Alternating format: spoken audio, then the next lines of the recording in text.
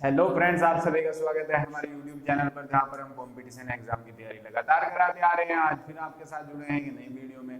Video आज हिंदी के test की वीडियो सेकंड होगी। हिंदी वर्णमाला का जो टेस्ट हमने चला रखा है 40 क्वेश्चन का, जिसमें हमने पहली वीडियो में 21 क्वेश्चन कर चुके हैं। 21 क्वेश्चन कर चुके हैं। आप सभी का बहुत सारा प्यार मिला, इसी वजह से हमने दूसरी वीडियो भी इसकी बना दी, क्योंकि हमने 40 क्वेश्चंस करने थे, ठीक है ना। और आप सभी ने अपने जो क्वेश्चंस हैं उनके आंसर्स, किसने कितने क्वेश्चन सही किए, कितने आंसर सही किए, वो अपने कमेंट्स बॉक्स में देखे भी हैं। औसतन जो बच्चों के कमेंट्स में जो आंसर थे वो लगभग अच्छे ही थे, ठीक है ना। 18 से 20 21 तक भी थे, ठीक है ना। 18 से 21 तक सभी के आंसर थे सही जो थे, ठीक है ना। तो बहुत अच्छी बात है, बहुत हेल्पफुल होने वाली है आपके साथ, आपके लिए ये वीडियो, ठीक है ना। तो आज फिर से हम स्टार्ट करने वाले हैं, देरी नहीं करते हुए वीडियो स्टार्ट करते हैं। हम वीडियो स्टार्ट करने से पहले एक बार बात और बता दूं, जो चैनल पर नए हैं वो चैनल को लाइक शेयर सब्सक्राइब जरूर करें, ठीक है ना। और घंटी के बटन को जरूर प्रेस करें ताकि आने वाली लेटेस्ट अपडेट आपको मिलती रहे, ठीक है ना। तो देखते हैं अगला क्वेश्चन क्या है। 21 क्वेश्चन हम कर चुके हैं। 22 क्वेश्चन में क्या है, निम्न में से कौन सा पश्च स्वर है, ठीक है ना। निम्न में से कौन सा पश्च स्वर है, आपको आंसर बहुत जल्दी से टाइप करना है। निम्न में से कौन सा पश्च स्वर होगा, आ। कहाँ के हिसाब से है ये, अग्रपश्च मध्य जीभा के अनुसार। हमने आपको बताया था ये अग्रभाग होता है जीभ का, ठीक है ना। ये अग्र है, ठीक है, ये मध्य है और ये पश्च भाग है, ठीक है, जीभ में, ठीक है, जीभ के आधार पर। फिर वहां पे हमने सारी चीजें लिखा भी रखी थी, तो इसमें कौन सा आंसर हो जाएगा, ए, ठीक है। अगला अगला क्वेश्चन देखते हैं 23। निम्न में से कौन सा अयोग वाहक है, अयोग वाहक निम्न में से कौन सा है। पहला है विसर्ग, दूसरा है महाप्राण, तीसरा है अल्पप्राण और चौथा है संयुक्त।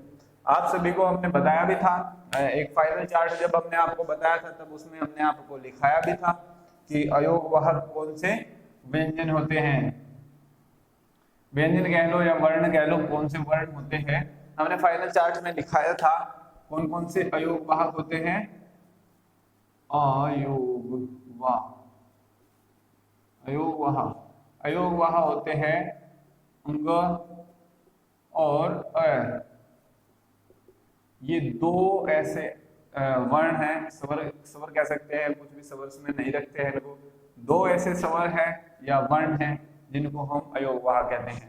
न तो अल्पप्राण होगा, न ही ये अल्पप्राण में भी नहीं आते, ना महाप्राण में आते हैं, और ना ही संयुक्त वर्ण भी। तो ये कौन से होंगे, विसर्ग वाले होंगे, ठीक है ना। Question number 24। 6 ध्वनियां, छह जो है, छह ध्वनि या वर्ण, ठीक है ना। ध्वनि वर्ण का उच्चारण कहां से होता है, जय छह, ठीक है ना। तो देखिएगा, कंठ से हमने दिखाया था कै वर्ग पूरा का पूरा, कै वर्ग कंठ से। तालु से हमने लिखाया था च वर्ग, ठीक है, तो च वर्ग। तो यहाँ पे जय छह यहीं से आ जाएगा, यानी कि कंठ से नहीं होगा। तालु से जिसने इसका आंसर लगाया उसका आंसर सही होगा, ठीक है ना। 25 नंबर का क्वेश्चन देखते हैं। 25 नंबर का क्वेश्चन आप अपने कमेंट्स बॉक्स में जरूर आंसर टाइप कीजिएगा। निम्न में से कौन सा संयुक्त व्यंजन है, संयुक्त व्यंजन नहीं है, ठीक है ना। यहाँ पे लिखा संयुक्त व्यंजन नहीं है। अक्ष, त्र, स और ज्ञानी।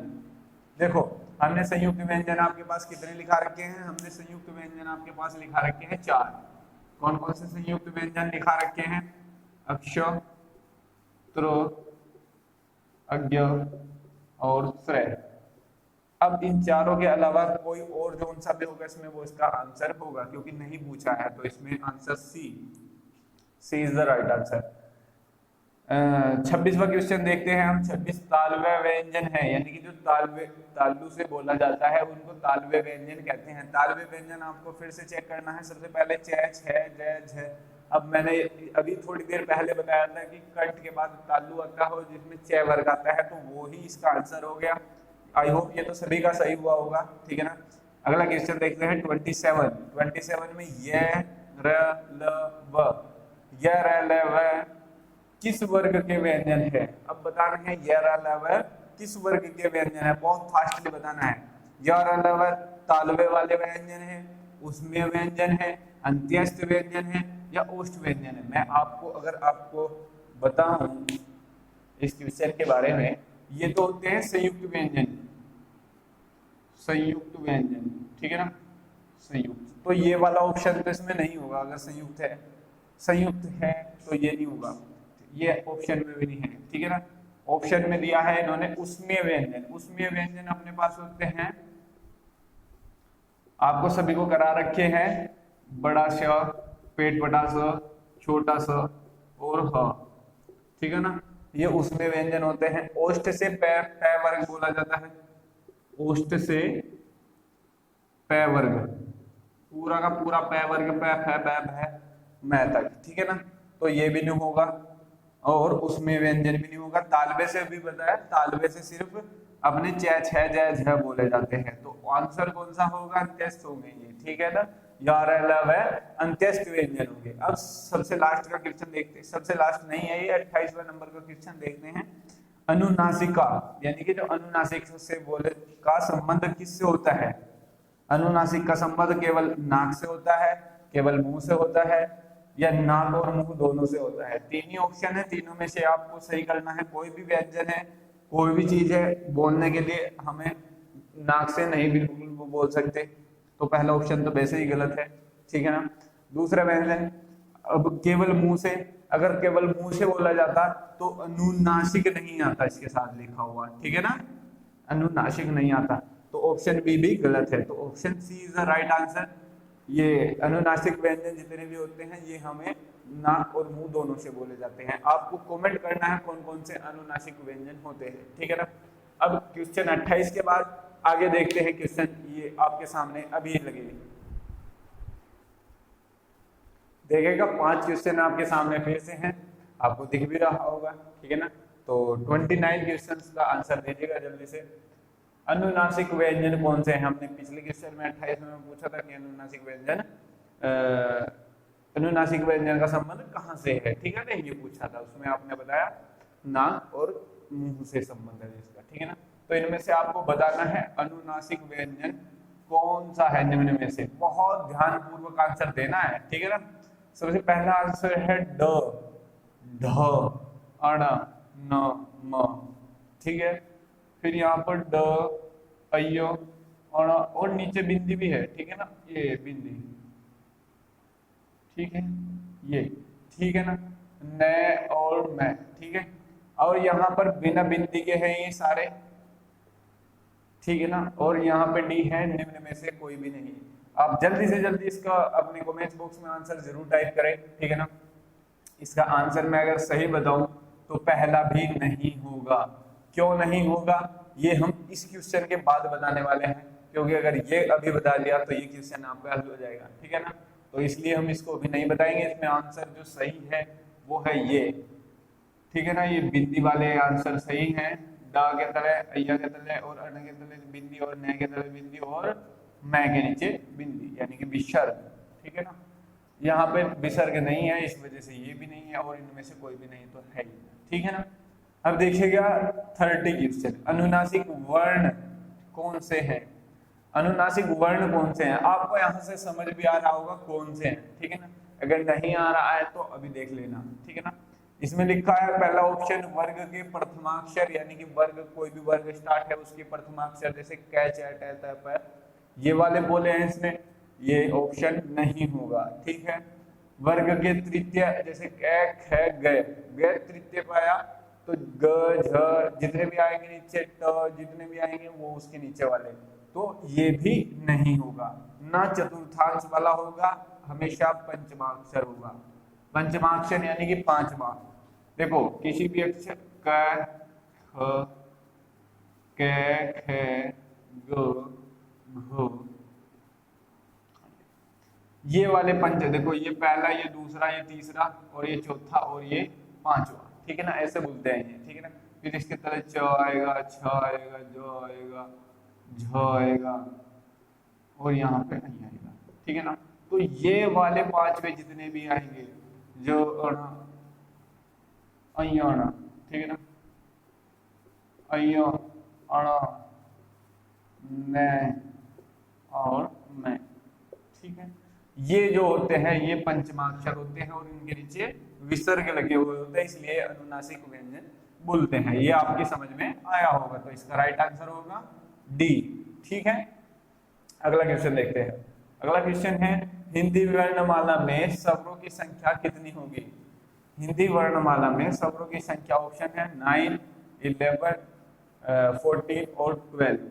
ठीक है, आपके सामने है, आपके सामने यहाँ पे है। एक क्वेश्चन हमने सबसे पहले भी कराया था कि हिंदी वर्णमाला में स्वरों की संख्या, वहां पे हमने 13 लिखाई थी। ठीक है ना, तो यहाँ पे बताओ आप कितनी होगी? यहाँ पे 13 ऑप्शन में नहीं है। अगर 13 ऑप्शन में नहीं है तो हमेशा 11 होगी। 11 कैसे होगी? हमेशा आयोग ने भी 11 ही मानी है, जो यूपी का आयोग है उन्होंने भी 11 ही मानी है। 11 कैसे मानी है? इन्होंने भी अंग और अ इन दोनों को स्वर से बाहर रखा है। ठीक है ना, अयोग वाहक वर्ण जो उनसे थे, ठीक है ना, इनको बाहर रखा है। चलो अगला देखिएगा, कंठ, कंठोस। देखो कंठ ओष्ठ है, यानी कि कंठ ओष्ठ, कंठ ओष्ठ है इसका मतलब कंठोष्य है ये। ठीक है ना, कंठ ओष्ठ है इसका मतलब ध्वनि का उदाहरण कौन सा है? पहले दिया है अ, ए, क और त।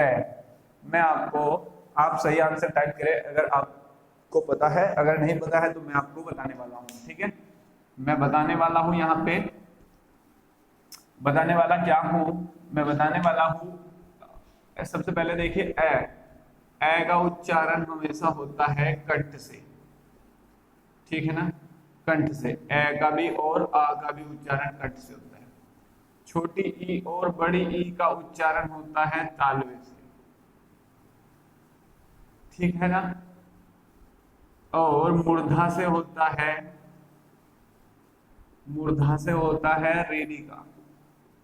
ठीक है ना, रेडी, रेतम्बरा वाला रेडी। ठीक है, और फिर दंत से तो कोई भी नहीं होता, किसी भी स्वर का उच्चारण नहीं होता। ठीक है ना, फिर ओष्ठ की बात आती है, ओष्ठ। ठीक है, ओष्ठ से आता है अपने पास, हमें बताना है कंठोष्ठ। शायद ये क्वेश्चन थोड़ा गलत लिखा गया, हाँ बिल्कुल,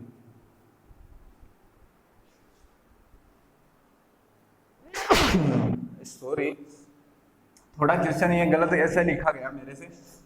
यहाँ पे ओ लिखना चाहिए था मेरे को, यहाँ पे ओ आएगा ऑप्शन, तब सही होगा। ठीक है ना, इसे ओ कर लेना, ऑप्शन भी ओ ही सही होगा इसका। ठीक है, ओ कैसे सही होगा? अब इन दोनों को मिलाना है, कंठ को और ओष्ठ को, कंठ ओष्ठ को मिलाकर कंठोष्ठ बनेगा, कंठ ओष्ठ बनेगा। ठीक है ना, और कंठोष्ठ में देखो ए को और छोटे ऊ को बना के बनता है ओ, ए प्लस ऊ,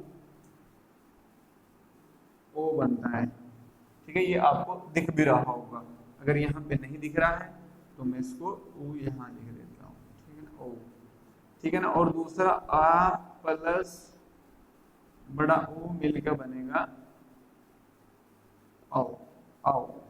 ठीक है ना, तो इसका ऑप्शन बी सही होगा। आई होप ये समझ में आया होगा। जिन बच्चों ने कहा ये क्वेश्चन अच्छा है तो उनकी हिंदी में बहुत अच्छी कमांड है। ठीक है ना, 33वां क्वेश्चन देखिए, भाषा निर्माण की इकाई का सही अनुक्रम है। सबसे पहले दिन से बताना स्टार्ट किया था, आज फाइनल है, तो आप बताइएगा कि ऑप्शन कौन सा सही होगा। ठीक है ना, सबसे पहले दिया है शब्द ध्वनि वाक्य पद।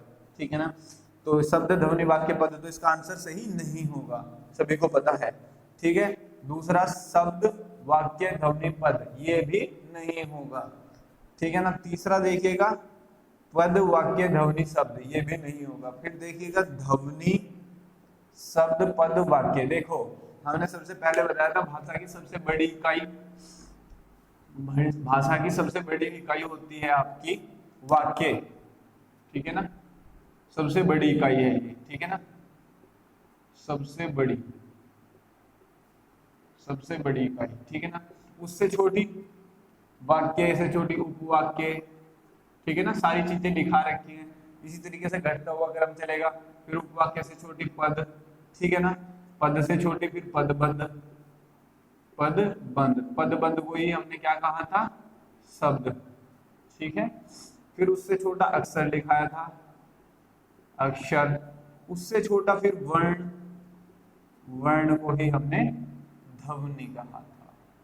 तो ये ऑर्डर था, इधर से इधर बढ़ता हुआ क्रम, यहाँ पे घटता, यहाँ सबसे छोटा, उससे बड़ा, उससे बड़ा, उससे बड़ा, उससे बड़ा, सबसे बड़ा, ये इंक्रीज ऑर्डर है, इंक्रीज ऑर्डर, ठीक है ना। तो इसमें भी यही देख लो, सबसे छोटा वर्ण यानी कि वर्ण या ध्वनि, फिर उससे बड़ा अक्षर, अक्षर इसमें है नहीं, अक्षर से बड़ा क्या था यहाँ पे, शब्द, शब्द यहाँ पे आ गया, शब्द से बड़ा क्या है, पद, पद यहाँ पे था, और सबसे बड़ा क्या है, वाक्य, ठीक है।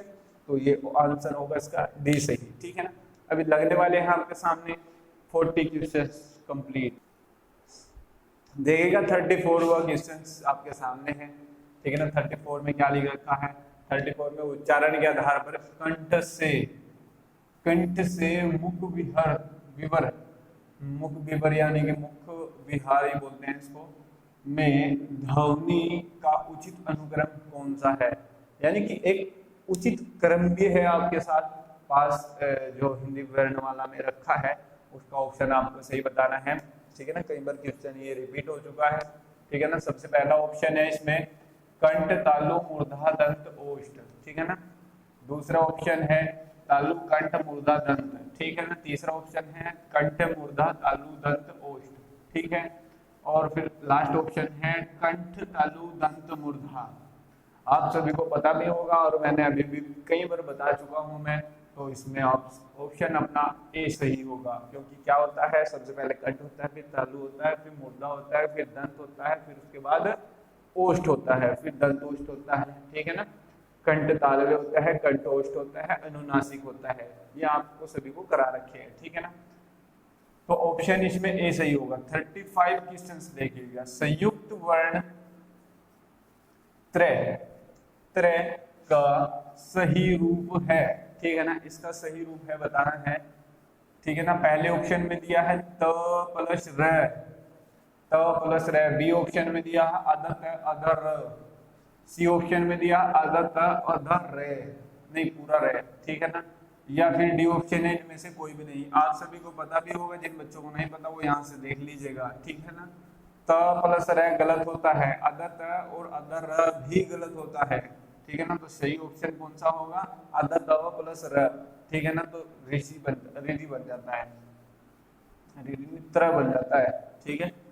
संयुक्त वर्ण अज्ञ, अज्ञ का सही रूप बताइएगा, इसी आधार पर इसका आंसर होगा। इसका आंसर कौन सा सही होगा, बी ऑप्शन सही होगा, ठीक है।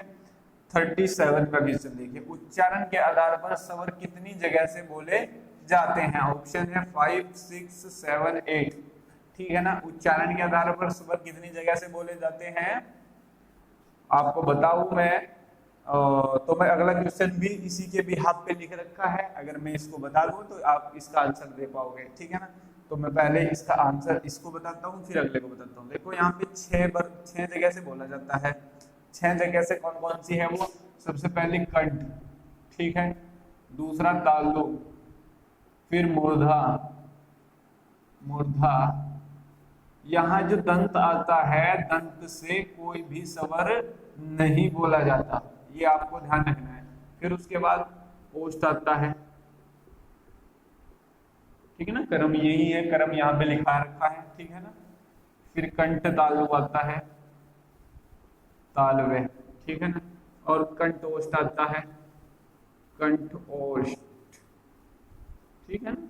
इस प्रकार से क्रम चलता है, इसमें दंत में कोई भी स्वर नहीं होता। तो 6 होते हैं इस प्रकार से, 1, 2, 3, 4, 5, 6 क्रम में आते हैं, ठीक है ना। यहाँ पे आपको पता भी होगा, यहाँ पे ए और आ आता है, यहाँ पे आता है छोटी ई, बड़ी ई, यहाँ पे री आता है, रितमरा वाला री, ठीक है ना। ओष्ठ, ओष्ठ से यहाँ पे ओ, बड़ा ओ आता है। कंठ तालव्य में यहाँ पे आता है ए और आई, और यहाँ पे बनता है ओ प्लस औ, ठीक है। ये अभी आपको सारे करा दिए हमने, ठीक है। तो अगला क्वेश्चन तो आपको डायरेक्ट ही पता लग गया होगा, निम्न में से किस जगह से स्वर नहीं बोला जाता, सॉरी, ठीक है ना, नहीं बोला जाता, नहीं बोला जाता, तो दंत से नहीं बोला जाता, ठीक है। अगला क्वेश्चन देखिए 39 में देखिए वर्ण के कितने भेद होते हैं, और 40 देखिए वर्णों की कुल संख्या कितनी है।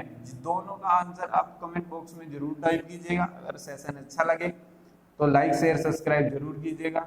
तो हम बताने वाले हैं इसके आंसर, हम बता देते हैं, ठीक है ना। वर्ण को कितने भेद होते हैं, वर्ण के 2 भेद होते हैं, आपको टाइप करके बताना है कौन कौन से होते हैं। वर्णों की कुल संख्या, ये बहुत इंपॉर्टेंट है। वर्णों की कुल संख्या 52, 48, 33 या 2, ठीक है ना। तो ऑप्शन इसमें हमेशा 52 सही होगा। आयोग ने 52 मानना है, ठीक है ना, यानी कि 52 मानना है, 48 नहीं। 48 लिखने के आधार पे होता है, टोटल जो व्यंजन होते हैं वर्ण होते हैं वो 52 होते हैं, ठीक है ना। और वर्ण कितने भेद होते हैं, वर्ण के 2 भेद होते हैं। मैं यहाँ पे बता देता हूँ आपको लास्ट में एक बार थोड़ा सा। वर्ण के 2 भेद हैं, ठीक है ना। एक तो होता है स्वर, ठीक है ना, दूसरा होता है, क्या होता है बोलो, व्यंजन, बिल्कुल, ये 2 भेद होते हैं, ठीक है ना। आई होप सेशन बहुत पसंद आया होगा आपको, और अगर आपको अच्छा लगा है तो आप अपने फ्रेंड्स, अपने कलीग्स, जो भी आपके साथ जुड़ रहे हैं उनको शेयर कर सकते हैं, और चैनल को लाइक शेयर सब्सक्राइब जरूर करिएगा, ठीक है ना। और हंसते रहिए, मुस्कुराते रहिए, यूं ही अपना प्यार बरसाते रहिए। हाँ, एक बात और कहनी थी, जो अगली वीडियो है उसका बता देते हैं हम अगली वीडियो में लेके आने वाले हैं वर्तनी का टेस्ट लेके आने वाले हैं आप सभी के सामने। तो रेडी रहिएगा वर्तनी के टेस्ट के लिए, कोई भी बच्चा मिस नहीं कीजिएगा और अच्छे से तैयारी कीजिएगा अपनी। Good bye, thank you.